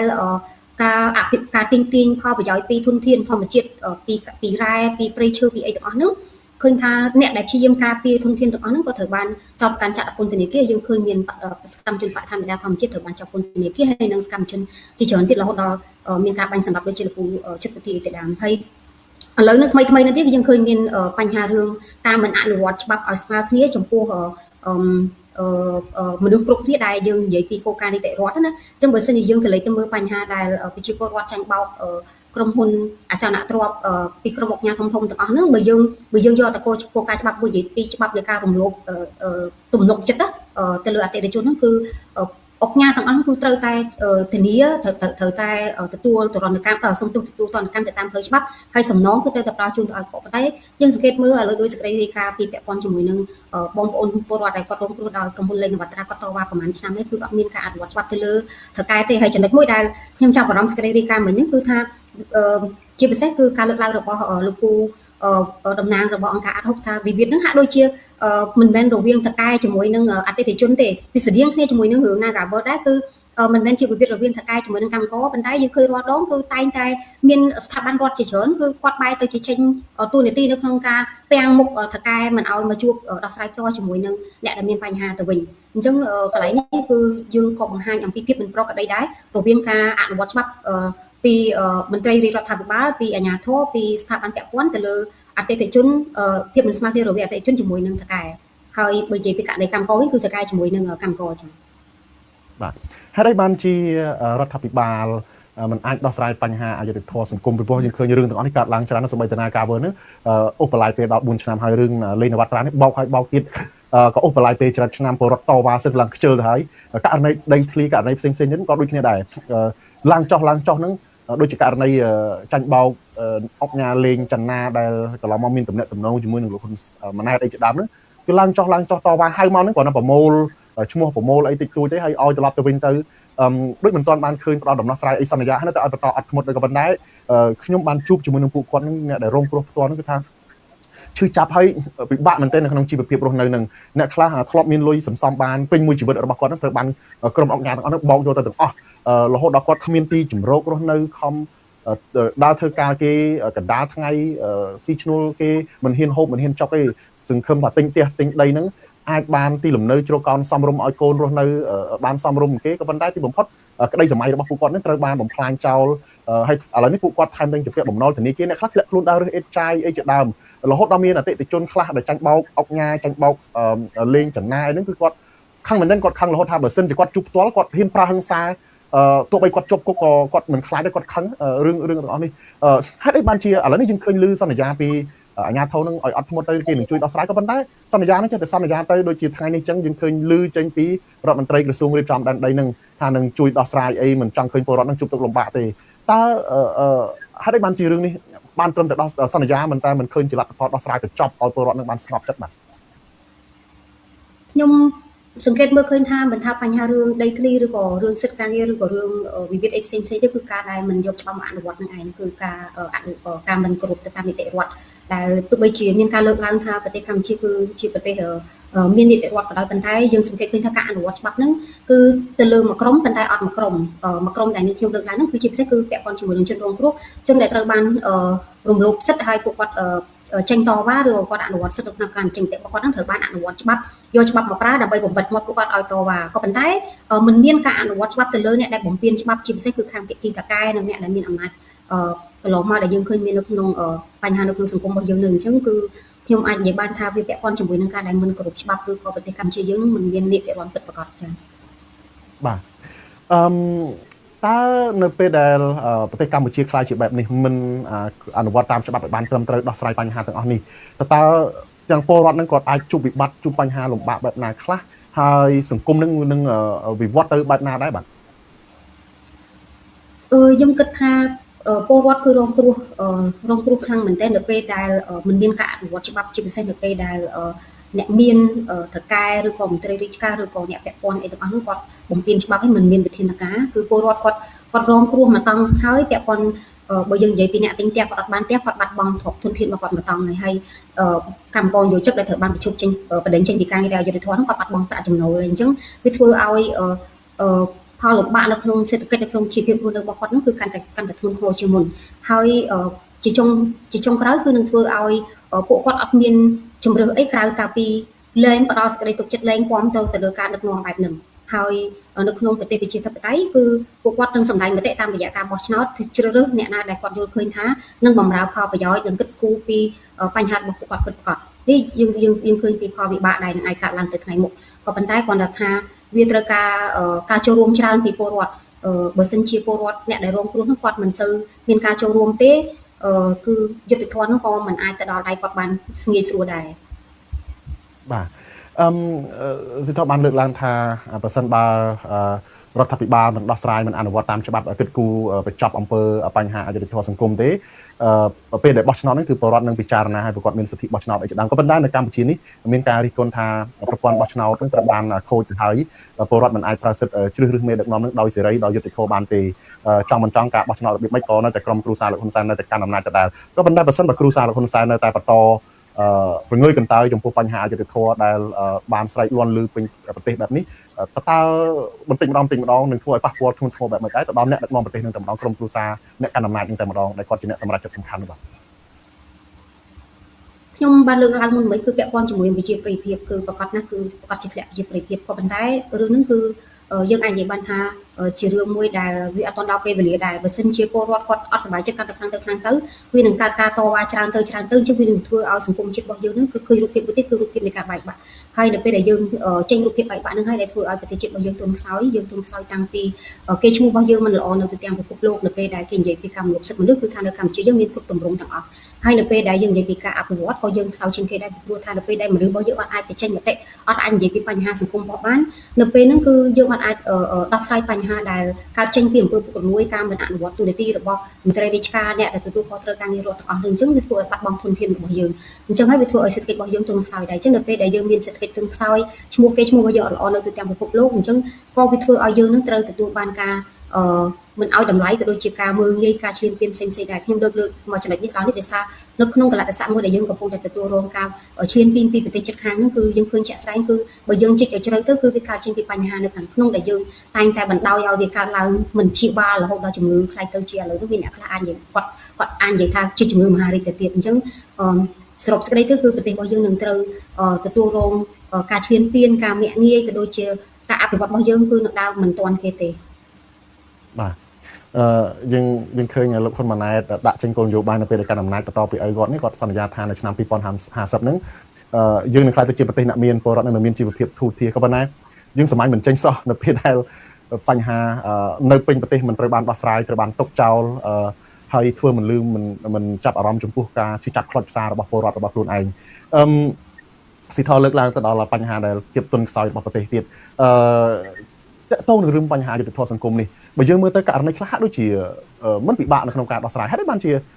ដោះស្រាយមិនចេញកញ្ញាលើកបានថាពាក់ព័ន្ធនឹងបញ្ហាប្រព័ន្ធយុត្តិធម៌របស់យើងនឹងវាមិនអនុវត្តទៅតាមច្បាប់ក៏ប៉ុន្តែតែកញ្ញាយល់ថាវាបើសិនជាដោះស្រាយនឹងវាចំណេញវាងាយបែបម៉េចបើសិនជារដ្ឋាភិបាលយកចិត្តទុកដាក់ឲ្យមានឆន្ទៈពិតប្រាកដនឹងមិនជាមានឧបសគ្គមិនធ្វើឲ្យវាចំណេញបែបម៉េចទាំងអស់គ្នាណាបាទមែនតើទៅសំណួរដែលបងថាថៃសួរខ្ញុំក៏ឆ្ងល់ដូចគ្នាដែរថារឿងខ្លះយើងមើលឃើញថាមិនមែនដែរមិនមែនដោះស្រាយមិនបានទេប៉ុន្តែហេតុអីមិនដោះស្រាយអញ្ចឹងវាពិបាកឆ្លើយដែរព្រោះដោយសារយើងមិនមែនជាអ្នក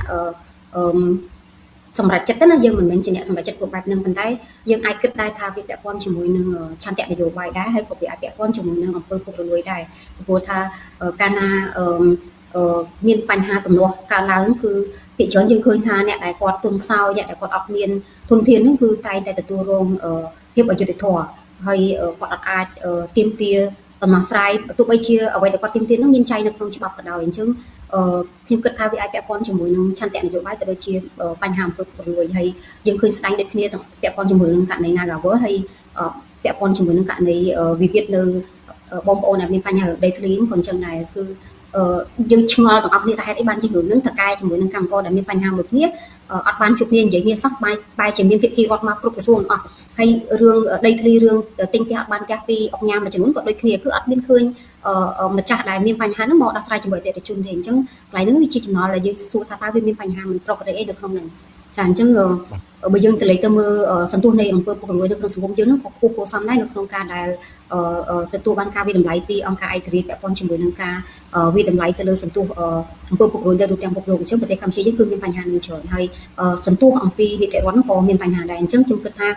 ហេតុផលពីរនឹងឯងគឺជាចាំបាច់ធ្វើឲ្យបញ្ហានៅក្នុងសង្គមយើងហ្នឹងគឺมันអាចដោះស្រាយបាទអាចអញ្ចឹងទេសិទ្ធិករណីផ្សេងមួយទៀតដែលឡែកមួយទៀតនៅពេលដែលរដ្ឋាភិបាល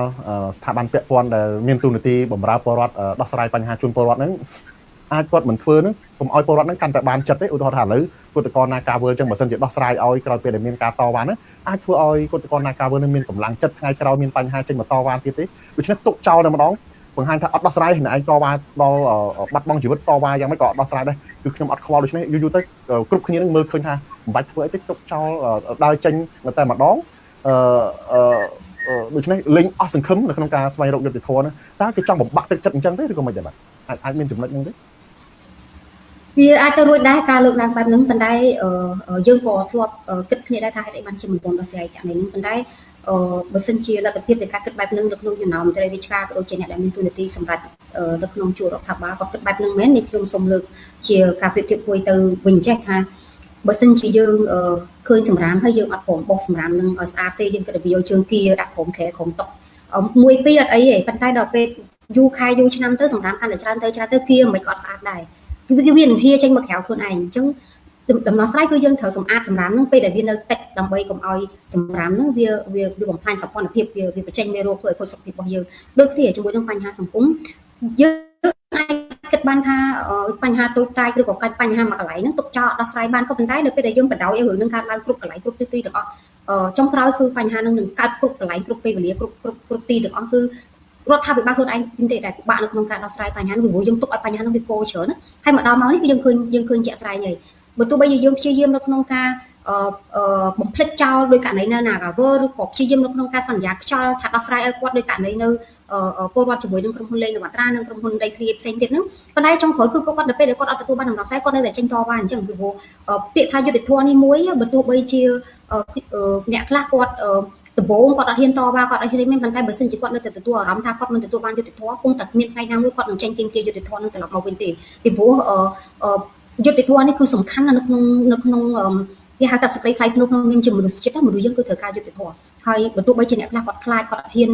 ប្រឈមនៅពេលដែលមានការរឹតបន្តឹងសេរីភាពរបស់គាត់មានការគៀបសង្កត់អីផ្សេងមែនប៉ុន្តែនឹងមានមនុស្សមួយក្រុមទៀតនឹងចេញទាមទារយុត្តិធម៌ទៅរហូតដល់បានយុត្តិធម៌ទើបគាត់ប្រឈប់ហើយជាមួយគ្នានឹងដែរគឺរឿងករណី Nagavel ហ្នឹងគឺទោះបី4ឆ្នាំក្រោយក៏ពួកយើងអត់ប្រឈប់នៅក្នុងការទាមទារយុត្តិធម៌សម្រាប់ពួកយើងទេហើយបើយើងក៏លេចទៅមើលប្រវត្តិនៅក្នុងការតស៊ូមតិ នៅប្រទេសផ្សេងៗទៀតក៏ដូចគ្នាគឺដរាបណាមិនមានយុត្តិធម៌គឺអ្នកដែលទទួលរងភាពអយុត្តិធម៌គាត់មិនបោះបង់ទេគាត់នឹងចេញទាមទាររហូតទាល់តែបានហើយចុងក្រោយគឺគាត់រដ្ឋាភិបាលឬក៏អ្នកដឹកនាំគឺត្រូវតែនៅដោះស្រាយដដែលទេអញ្ចឹងគុំបណ្ដោយឲ្យរឿងនឹងវាកាន់តែពិបាកដោះស្រាយទៅច្រើនទៅយើងគួរតែចាប់ដើមដោះស្រាយពីតិចហ្នឹងទៅកុំឲ្យហួសពេលបាទដូច្នេះមានន័យថាការដែលពលរដ្ឋគាត់ផុសផុលឥឡូវនេះយើងឃើញគ្រប់ពលរដ្ឋដែលរងភាពអយុត្តិធម៌នៅក្នុងសង្គមនឹងចាប់ផ្ដើមចេញមកតវ៉ាទាំងអ្នករងគ្រោះដីធ្លីទាំងអ្នកដែលរងការចាញ់បោកទិញផ្ទះអត់បានផ្ទះទិញដីអត់បានដីហ្នឹងការដាក់ប្រាក់វិនិយោគឲ្យបាត់លុយបាត់កាក់អីហ្នឹងការតវ៉ាផុសផុលនេះកញ្ញាស៊ីថោយល់ថាវាជារឿងល្អដែរទេការដែលពលរដ្ឋនាំគ្នាចូលរួមជាជាងការដែលនៅស្ងៀមស្ងាត់រក្សាភាពស្ងៀមស្ងាត់ហើយជឿទៅលើការសន្យាហ្នឹងតើការដែលចេញតវ៉ាហ្នឹងគឺវាមានចំណុចល្អអាចជួយឲ្យមានដំណោះស្រាយឆាប់ទេបាទចាមែនទែនទៅឲ្យតែការតវ៉ាការតស៊ូមតិណាដោយសន្តិវិធីមិនមានអំពើហិង្សាគឺជាការអនុវត្តសិទ្ធិមួយដែលបានធានាដោយច្បាប់ទាំងរដ្ឋធម្មនុញ្ញរបស់យើងក៏ដូចជាអនុសញ្ញារបស់អង្គការពលកម្មសំទោសអនុសញ្ញារបស់អង្គការសហប្រជាជាតិដែលប្រទេសយើងក៏ជាប្រទេសសមាជិកដែរអញ្ចឹងខ្ញុំគាំទ្ររាល់ការបញ្ចេញមតិការតវ៉ាការជួបជុំណាដោយសន្តិវិធីរបស់ពលរដ្ឋហើយរឿងដែលសំខាន់ហ្នឹងគឺពួកគាត់ពិតជាជនរងគ្រោះគាត់មិនមែនជាអ្នកដែល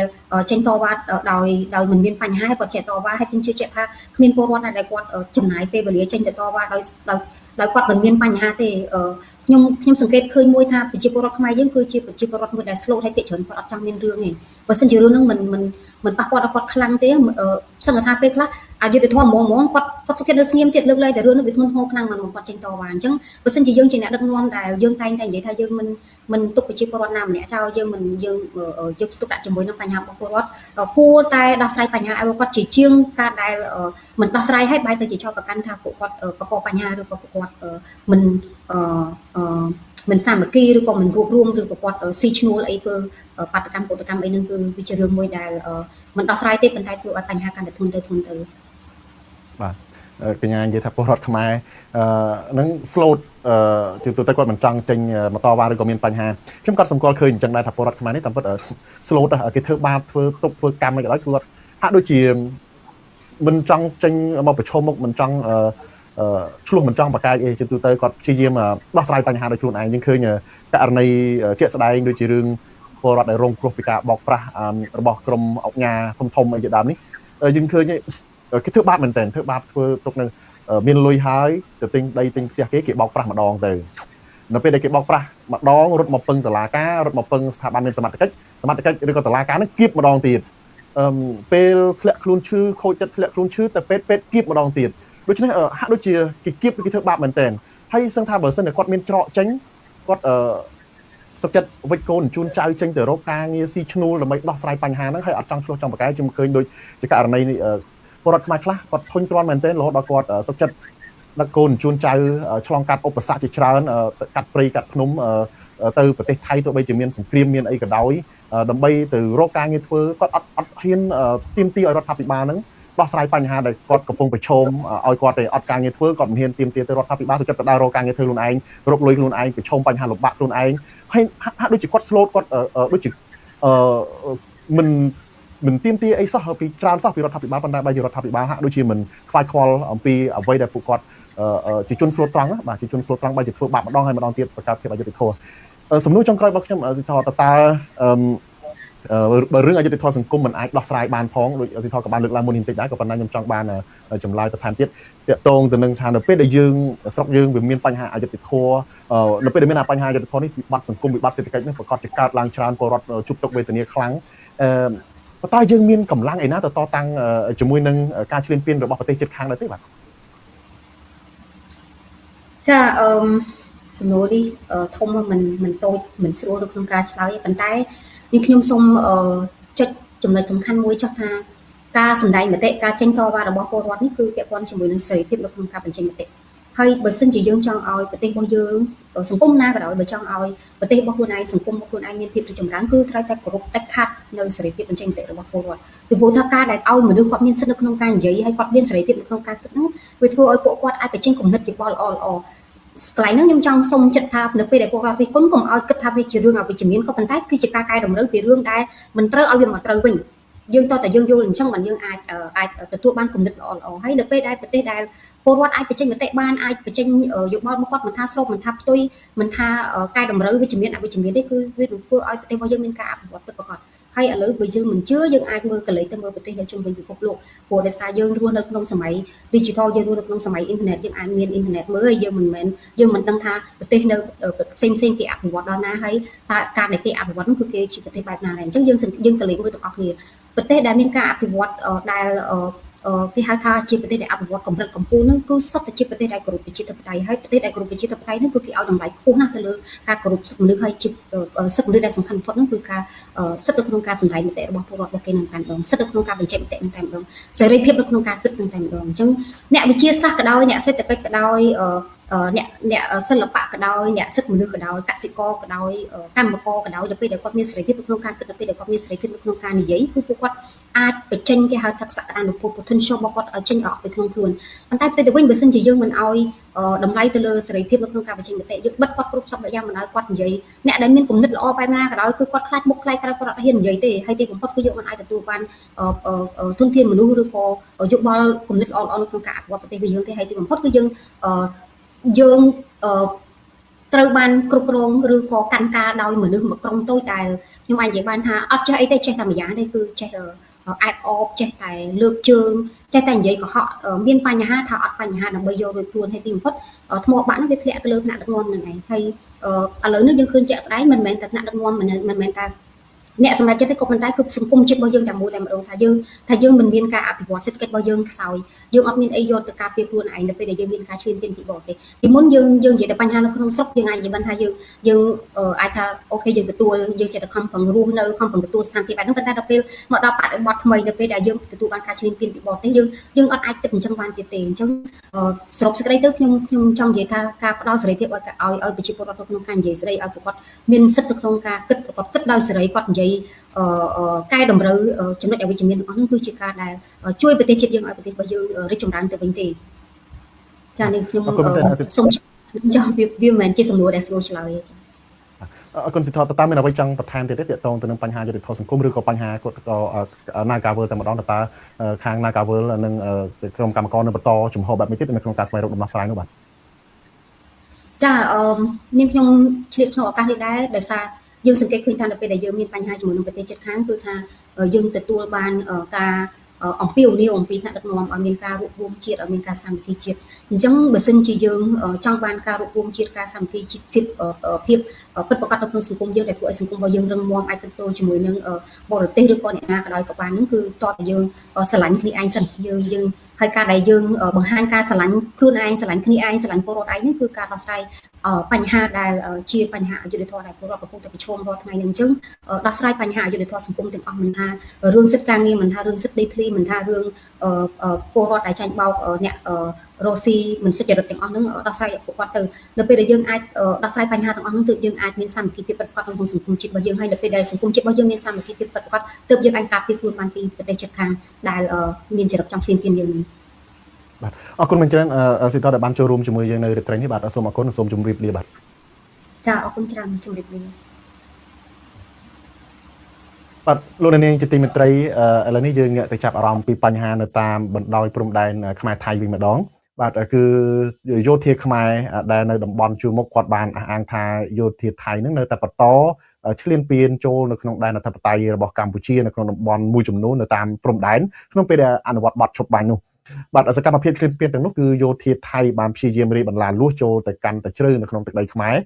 រពោលគឺហ៊ូទីតាំងឈរជើងរបស់ពួកគេកន្លងមកថែមទៀតនឹងការបន្តសម្រុកសាងសង់សំណង់រឹងផ្សេងៗដើម្បីបញ្ជាក់ថាដើម្បីបំបត្តិផុសតាំងដែលបញ្ជាក់ថាទីនោះមិនមែនជាទឹកដីខ្មែរជាដើមព្រមទាំងការដើរចូលល្បាតជ្រៅនៅក្នុងតំបន់យោធាខ្មែរបាទអ្នកខ្លំមើលថាសកម្មភាពរបស់យោធាថៃហាក់មានចេតនាបង្កហេតុបាទសូមស្ដាប់សេចក្តីរាយការណ៍របស់លោកយ៉ងច័ន្ទរាជុំវិញរឿងនេះបើទោះបីជាភាគីថៃតែងតែអះអាងពីការគោរពបទឈប់បាញ់យ៉ាងខ្ជាប់ខ្ជួនយ៉ាងណាក្តីក៏សកម្មភាពរបស់យោធាថៃនៅតំបន់ព្រំដែនកំពុងតែដើរផ្ទុយពីការអះអាងនេះយោធាខ្មែរម្នាក់ដែលឈរជើងនៅតំបន់ព្រំដែនខេត្តព្រះវិហារអះអាងប្រាប់ទូរទស្សន៍អាស៊ីសេរីនៅថ្ងៃទី28មករានៅក្នុងលក្ខខណ្ឌមិនបញ្ចេញឈ្មោះថានៅក្នុងពេលថ្មីៗនេះក្រុមយោធាថៃបានឆ្មក់ចូលក្នុងតំបន់ដែលយោធាខ្មែរកំពុងឈរជើងនិងព្យាយាមរាយបន្លាលួសជាច្រើនដងនៅតំបន់មុំ3និងតំបន់ផ្សេងទៀត លោកបញ្ជាក់ថាសកម្មភាពឈ្លានពាននេះត្រូវបានយោធាខ្មែររៀបរៀងជាច្រើនលើករហូតមានការប៉ះទង្គិចពាក្យសម្ដីគ្នាម្ដងម្កាលមុននឹងមានការសម្របសម្រួលពីថ្នាក់លើនិយាយទៅយើងត្រូវបានជាការសម្បាញ់ហ្នឹងហើយធម្មតាតែយើងគេដឹងច្បាស់ថាយើងយុទ្ធសាស្ត្រយើងមិនហ៊ានមួយគេទេមកគេចេះតែចូលមកបាទយើងរៀបរៀងបានតែរៀបរៀងយើងពិបាកយោធាខ្មែររូបនេះអះអាងទៀតថាក្រៅពីតំបន់មុំបីនៅតាមតំបន់ព្រំដែនមួយចំនួនទៀតដូចជានៅតំបន់ច1ស្ថិតនៅក្នុងខេត្តពោធិ៍សាត់តំបន់ច្រកថ្មដូនអូស្មាច់ជាំស្រងាំនៅខេត្តឧត្តរមានជ័យតំបន់ភ្នំខ្មោចតាថាវនិងតំបន់ជាំតែនៅក្នុងខេត្តព្រះវិហារត្រូវបានក្រុមយោធាថៃព្យាយាមចូលរីបណ្ដាលួចព័ទ្ធយកជាច្រើនដងមកហើយក្រៅពីនេះយោធាថៃបានប្រើប្រាស់គ្រឿងចក្រកាយផ្ដាច់ផ្លូវថ្នល់ដើម្បីឈ្លានពានរំលោភយកដីកម្ពុជាទៀតផងយោធាខ្មែរអះអាងថានៅក្នុងសង្គ្រាមនៅតាមព្រំដែនកម្ពុជាបានបាត់បង់ទឹកដីជាបន្តបន្ទាប់ទៅកាន់ប្រទេសថៃដោយក្នុងពេលផ្ទុះអាវុធយោធាថៃបានដណ្ដើមកាន់កាប់តំបន់ឈរជើងនិងលេនដ្ឋានរបស់យោធាខ្មែរជាច្រើនទីតាំងហើយក្រោយការប្រកាសបទឈប់បាញ់យោធាថៃបានបន្តរត់ចូលមកក្នុងទឹកដីកម្ពុជាកាន់តែជ្រៅហើយសូម្បីតែកំពុងអនុវត្តបទឈប់បាញ់ដោយក្នុងពេលនេះក្តីក៏យោធាថៃនៅតែព្យាយាមធ្វើសកម្មភាពឈូសឆាយធ្វើផ្លូវនិងរាយបន្លាលួចដើម្បីពាត់យកទឹកដីខ្មែរបន្ថែមទៀតទៅតាមអ្វីដែលគេអាចធ្វើទៅបានតាក់ទងទៅនឹងរឿងនេះមន្ត្រីជាន់ខ្ពស់គណៈបកប្រឆាំងលោកអ៊ុំសំអានអះអាងថាគិតមកទល់ពេលនេះកម្ពុជាបានបាត់បង់ទឹកដីនៅតាមបណ្ដោយព្រំដែនទៅកាន់ភាគីថៃមានចំនួន41ទីតាំងហើ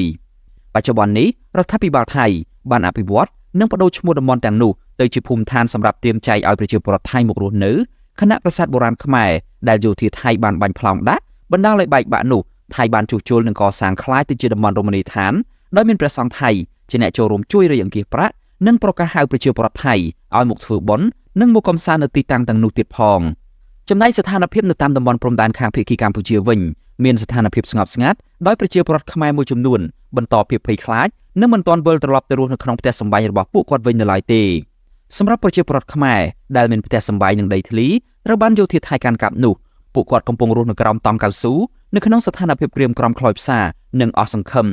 ចំណែកយោធាកម្ពុជា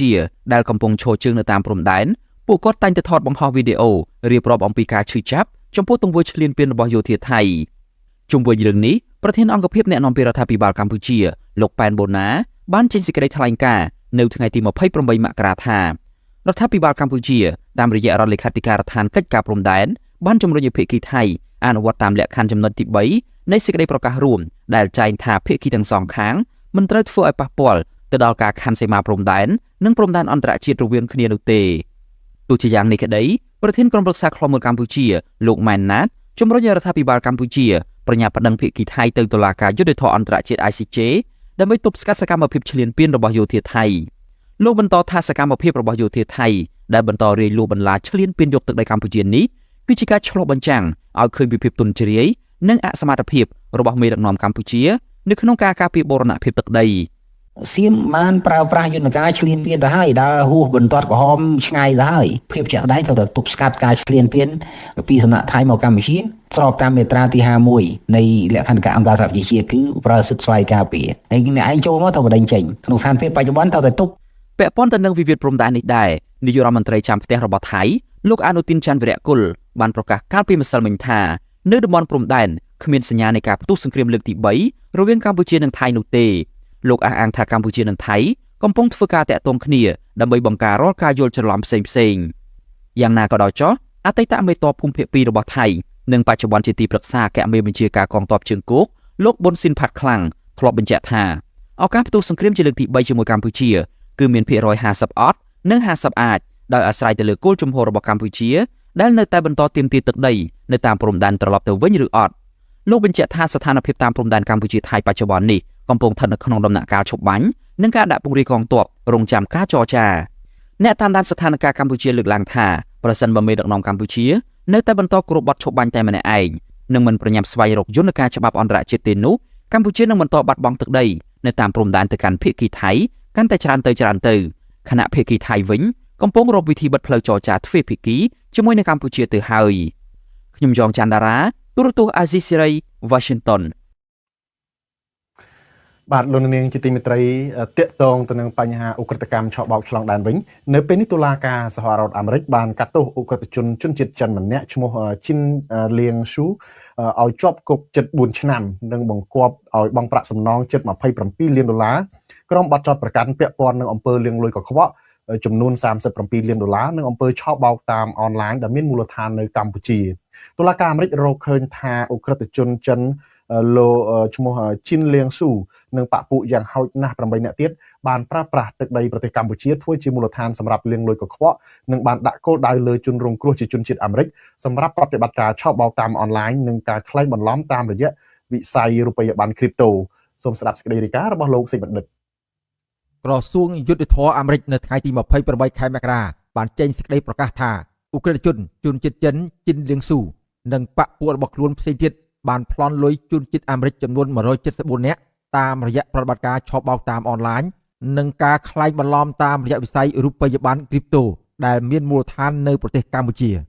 ក្រសួងយុទ្ធភ័ពអាមេរិកឲ្យដឹងទៀតថាក្នុងប្រតិបត្តិការឆបោកលុយរបស់ក្រុមអ ுக ្រិតជនជីនលៀងស៊ូនិងបពុគឺពួកគេបានព្យាយាមបញ្ចុះបញ្ចូលនិងដាក់គោលដៅឆបោកលើជនជាតិអាមេរិកតាមរយៈការឃោសនាផ្សព្វផ្សាយតាមបណ្ដាញសង្គមនិងគេហទំព័រคล้ายៗពីឱកាសវិនិយោគថ្មីៗដែលអនុញ្ញាតឲ្យអ ுக ្រិតជនអាចលួចលុយពីជនរងគ្រោះនិងលាងលុយកខ្វក់រាប់សិបលានដុល្លារ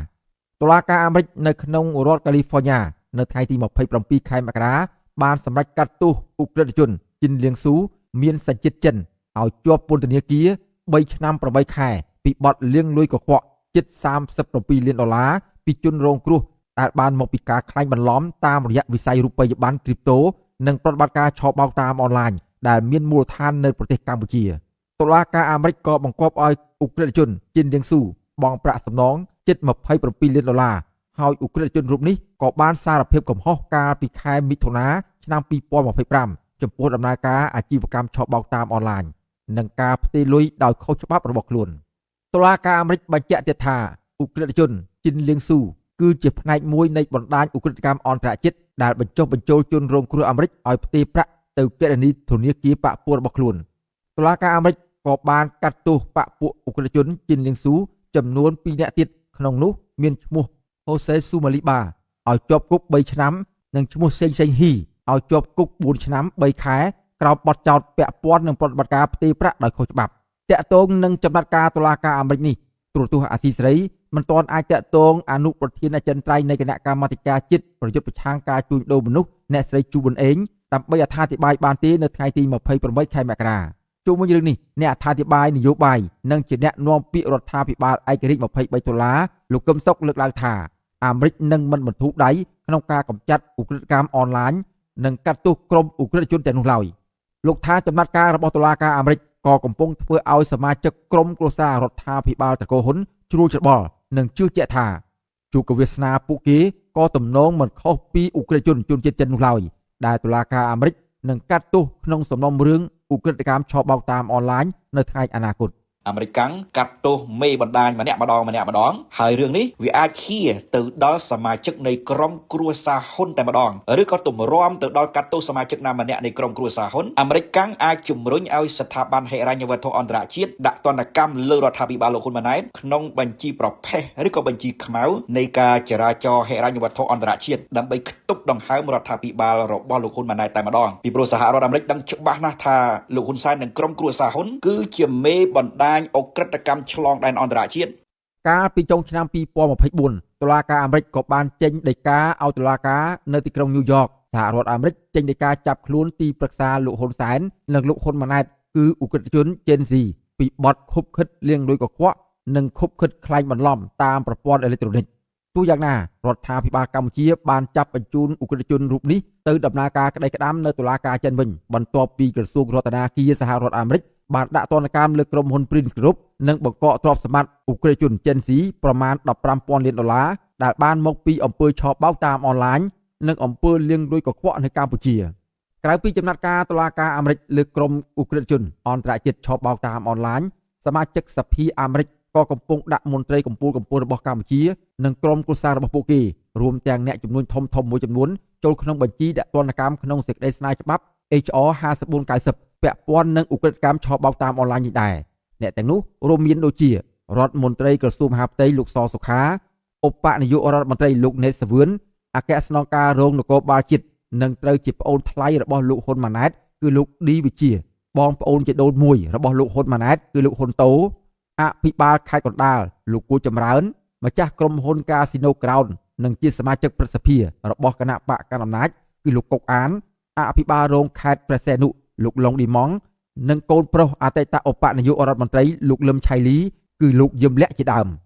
ខ្ញុំបាទសេកបណ្ឌិតទូរទស្សន៍អាស៊ីសេរីពីរដ្ឋធានីវ៉ាស៊ីនតោនបាទលោកនាងជាទីមេត្រី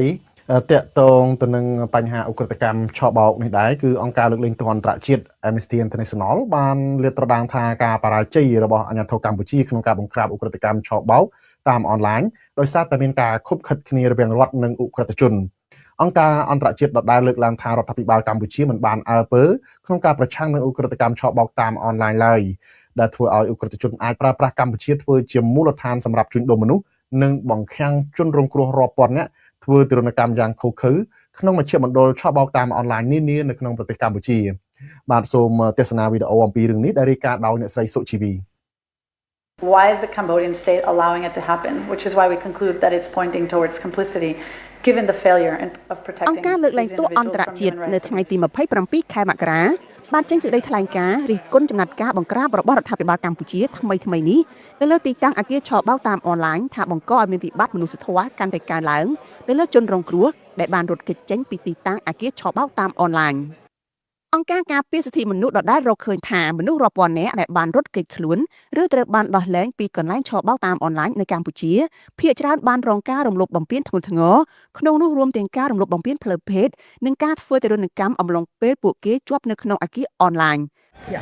ជនបរទេសនៅពីនេះទៅទៀតជនបរទេសស្ទើរតែទាំងអស់ដែលបានរត់ចេញពីបរិវេណអគារឆបោកតាមអនឡាញរបស់អក្រិតជននារយៈពេលប្រមាណសប្តាហ៍ចុងក្រោយនេះគឺពួកគេត្រូវបានអក្រិតជនដកហូតលិខិតឆ្លងដែននិងកំពុងរស់នៅដោយឯកោដោយមិនទទួលបានកិច្ចគាំពារពីរដ្ឋាភិបាលកម្ពុជាឡើយផ្ទុយទៅវិញជនបរទេសដែលជាជនរងគ្រោះទាំងនោះបានស្វែងរកកិច្ចគាំពារនិងការជួយសង្គ្រោះពីស្ថានទូតដោយខ្លួនឯងដើម្បីវិលត្រឡប់ទៅប្រទេសកំណើតវិញជនរងគ្រោះទាំងនោះរួមមានជនជាតិប្រេស៊ីលឥណ្ឌូនេស៊ីមីយ៉ាន់ម៉ានីហ្សេរីយ៉ាសេរ៉ាលីអូនលីបេរីយ៉ាអ៊ូហ្គង់ដាកេនយ៉ាបង់ក្លាដេសឥណ្ឌាហ្វីលីពីននិងម៉ាដាហ្គាស្កាជាដើមការលើកឡើងរបស់អង្គការលើកលែងទោសអន្តរជាតិគឺផ្អែកតាមការសម្ភាសន៍ដោយផ្ទាល់ជាមួយនឹងជនរងគ្រោះរាប់រយនាក់ដែលរស់រានមានជីវិតពីហេតុការណ៍រំលោភបំពានដ៏គួរឲ្យភ័យខ្លាចនៅក្នុងអគារឆបោកតាមអនឡាញនៅកម្ពុជា We are convinced that the police are aware of what's happening. អង្គការលើកលែងទោសអន្តរជាតិបានលាតត្រដាងទៀតថាតំបន់បរិវេណនៃអគារឆបោកតាមអនឡាញក្រៅពីមានករណីអំពើឃាតកម្មនិងអំពើទរណកម្មដោយហិង្សាក៏មានការរំលោភបំពានផ្លូវភេទដោយថៅកែដែលបណ្ដាលឲ្យជនរងគ្រោះជាស្ត្រីមួយចំនួនមានផ្ទៃពោះផងដែរខណៈស្ត្រីជាច្រើនអ្នកទៀតត្រូវបានរំលោភបំពានផ្លូវភេទដោយអ្នកគ្រប់គ្រងអគារកាន់តែអាក្រក់ជាងនេះទៅទៀតទេសកលនៃការងារតាមអនឡាញខ្លះត្រូវបានឆ្មាំសន្តិសុខវាយដំធ្វើទរណកម្មពេលពួកគេចង់រត់គេចហើយអ្នកខ្លះទៀតត្រូវគេកាត់ម្រាមដៃបំពង់កនិងសម្លាប់នៅក្នុងបរិវេណនៃមជ្ឈមណ្ឌលឆបោកតាមអនឡាញនោះក៏មានកាលពីខែមិថុនាឆ្នាំ2025អង្គការលើកលែងទោសអន្តរជាតិរកឃើញថាយ៉ាងហោចណាស់មានបរិវេណអគារឆបោកតាមអនឡាញចំនួន50កន្លែងនៅទូទាំងប្រទេសកម្ពុជាដែលកំពុងដំណើរការប្រៀបបានដូចជាគុកនិងជាកន្លែងសម្រាប់ជួញដូរមនុស្សបង្ខាំងមនុស្សធ្វើទរណកម្មបង្ខំឲ្យជនរងគ្រោះធ្វើការខុសច្បាប់និងរំលោភសិទ្ធិមនុស្សក្នុងទម្រង់ផ្សេងៗទៀតអង្គការលើកលែងទោសអន្តរជាតិវាយតម្លៃថាអាជ្ញាធរកម្ពុជាបរាជ័យក្នុងការទប់ស្កាត់ឬដោះស្រាយការរំលោភបំពានទាំងនេះដោយសារតែមានការខុបខិតរបស់អាជ្ញាធរជាមួយក្រុមអក្រិតជនដែលបានអនុញ្ញាតឲ្យមានឧស្សាហកម្មនេះកាន់តែរីកដុះដាលដោយផ្សិតនៅកម្ពុជាកម្ពុជាមិនប្រងើយដណ្ដើមចំពោះការឆ្លើយតបនឹងការចោទប្រកាន់នេះអនុប្រធានអចិន្ត្រៃយ៍នៃគណៈកម្មាធិការជាតិប្រយុទ្ធប្រឆាំងការជួញដូរមនុស្សអ្នកស្រីជូប៊ុនអេងចាត់ទុករបាយការណ៍របស់អង្គការអន្តរជាតិនេះថាมันបានឆ្លុះបញ្ចាំងពីការពិតនិងគ្មានមូលដ្ឋានច្បាស់លាស់អ្នកស្រីជូប៊ុនអេងអះអាងប្រាប់ទូរទស្សន៍អាស៊ីសេរីនៅថ្ងៃទី27ខែមករាថានៅកម្ពុជាគ្មានការរីកដុះដាលនៃឧក្រិដ្ឋកម្មឆបោកតាមអនឡាញឡើយចំណែកឯជនបរទេសដែលរត់ចេញពីអគារអនឡាញថ្មីនេះរដ្ឋាភិបាលមានកិច្ចសហប្រតិបត្តិការជាមួយបណ្ដាស្ថានទូតសម្រាប់ជួយអន្តរាគមន៍ពួកគេអ្វីដែលយើងធ្វើនិងអ្វីដែលជាការចាប់ប្រកាន់វាអត់ស៊ីគ្នាបើសិនជាគេមិនបង្ក្រាបធ្វើមិនមានការនាំគ្នាផ្អើលចេញពីកន្លែងមួយហ្នឹងពាក្យដែលថាបង្ខាំងណាវាអត់ស៊ីគ្នានឹងសកម្មភាពដែលគាត់និយាយថាបានចេញមកតាមផ្លូវសាធារណៈអីកាទេបើឥឡូវហ្នឹងល្បីល្បាញហើយថាសូម្បីតែនៅតាមអគារមួយវាចុះចេញអស់ហើយរីកទៅតាណាទៀតឥឡូវខ្ញុំសួរដល់ពេលរបាយការណ៍អញ្ចឹងវាពិបាកនឹងយល់វាអត់ស៊ីសង្វាក់គ្នាអ្នកស្រីជូប៊ុនអេងបញ្ជាក់ថែមទៀតថាស្ថាប័នរបស់អ្នកស្រីក៏គ្មានឥទ្ធិពលនិងលទ្ធភាពគ្រប់គ្រាន់ក្នុងការស៊ើបអង្កេតទៅលើលោកហ៊ុនតូនិងលោកលីយ៉ុងផាត់ដែលសហរដ្ឋអាមេរិកបានចោទប្រកាន់ពាក់ព័ន្ធនឹងឧក្រិដ្ឋកម្មឆបោកតាមអនឡាញនោះទេ ទុកហ៊ុនតូនដល់ណាទៀត ចំណែកប្រធានចលនាខ្មែរដើម្បីប្រជាធិបតេយ្យ KMD អ្នកស្រីមូសូហួរលើកឡើងថារបាយការណ៍របស់អង្គការលើកលែងទោសអន្តរជាតិគឺឆ្លុះបញ្ចាំងពីការពិតនិងមានភ័ស្តុតាងរួមទាំងសាក្សីជាច្រើនដែលបង្ហាញថារដ្ឋាភិបាលក្រុមគ្រួសារត្រកូលហ៊ុនគ្មានសមត្ថភាពនិងបានឈរកាងពីក្រោយរដ្ឋជនឆបោកតាមអនឡាញអ្នកស្រីមូសូហួរយល់ថាការទាត់ចោលរបាយការណ៍អន្តរជាតិពីសំណាក់មន្ត្រីរដ្ឋាភិបាលកម្ពុជាដោយមិនទាន់មានការស៊ើបអង្កេតត្រឹមត្រូវគឺជាការពង្រឹងអំពើនីតិរដ្ឋភាពឬភាពគ្មានទោសពៃលើក្រុមអក្រិតជននិងជាការជន់ឈ្លីប្រព័ន្ធច្បាប់ឲ្យកាន់តែទន់ខ្សោយដែលអក្រិតជនកាន់តែងាយស្រួលក្នុងការពង្រឹងបណ្ដាញអក្រិតកម្មនៅកម្ពុជា នីតិរដ្ឋភាពនៅប្រទេសកម្ពុជាធ្ងន់ធ្ងរច្បាប់មានតែមិនអនុវត្តមានស្តង់ដារ2 3 4ទាំងអស់នេះហើយដែលធ្វើឲ្យប្រទេសកម្ពុជាចុះដុនដាបរហូតទៅដល់ប្រទេសថៃហ៊ានលុយងាយទម្លាក់គ្រាប់បែកលើប្រទេសកម្ពុជាផលលំបាកនេះធំណាស់រដ្ឋអំណាចនៅប្រទេសកម្ពុជាយើងមិនអាចបន្តសង្ឃឹមរដ្ឋាភិបាលតកហ៊ុននិងចាត់វិធានការតាមចំណាត់ការដែលមាននៅក្នុងរបាយការណ៍ទាំងអស់នោះទេ អង្គការសហប្រជាជាតិបានរកឃើញថាមនុស្សប្រមាណ 10,000 នាក់កំពុងក្លាយជាជនរងគ្រោះនៅតាមមជ្ឈមណ្ឌលនៃអំពើឆបោកតាមអនឡាញនៅកម្ពុជាដោយពួកគេបានជួបប្រទះនឹងការរំលោភបំពានផ្លូវភេទការគំរាមកំហែងឲ្យធ្វើការដោយបង្ខំនិងបង្ខាំងធ្វើទារុណកម្មជាដើមរបាយការណ៍របស់ការិយាល័យអង្គការសហប្រជាជាតិទទួលបន្ទុកគ្រឿងញៀននិងបទឧក្រិដ្ឋហៅកាត់ថា UNODC កាលពីឆ្នាំ 2025 បង្ហាញថាឧក្រិដ្ឋកម្មឆបោកតាមអនឡាញនៅកម្ពុជាកំពុងរីកលូតលាស់យ៉ាងខ្លាំងនិងប្រមានថាបើរដ្ឋាភិបាលកម្ពុជាគ្មានវិធានការតឹងរ៉ឹងនិងបង្ក្រាបឲ្យចំមេខ្លោងធំនោះសេដ្ឋកិច្ចកម្ពុជានឹងកាន់តែដុនដាបនិងឯកោលើឆាកអន្តរជាតិដោយសារតែគ្មានអ្នកវិនិយោគនិងក្រុមហ៊ុនអន្តរជាតិល្អៗចូលមករកស៊ីនៅកម្ពុជាអូតណាទុយមានខ្ញុំសុជីវីអាស៊ីសេរីបាទហើយប៉ុណ្ណឹងចោះណាបងប្អូនយើងឲ្យសូមជម្រាបលាសិន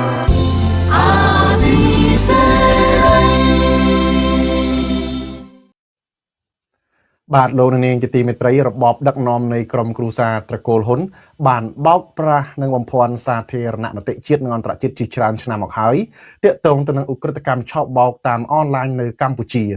ឧក្រិដ្ឋកម្មដែលគេស្អប់ខ្ពើមពេញពិភពលោកបែរជាត្រូវបានពូនជ្រុំដាក់ជីនិងស្រោចទឹក